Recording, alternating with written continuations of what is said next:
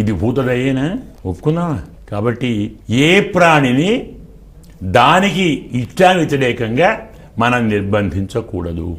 అది తాబేలు కావచ్చు, కుందేలు కావచ్చు, మరోటి కావచ్చు.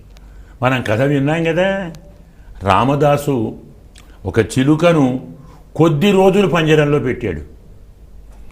ఎన్ని రోజులు చిలుకను పంజరంలో పెట్టాడో అన్ని నెలలు రామదాసు జైల్లో ఉన్నాడు.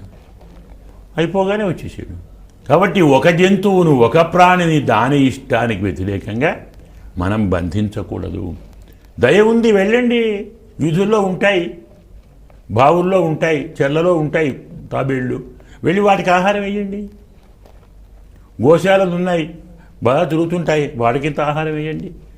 ఒక పిడికెడు గడ్డి ఒక ఆవుకు ఒక్కరోజు ఇస్తే 1000 మంది బ్రాహ్మణులకు భోజనం పెట్టినంత పుణ్యం అన్నారు.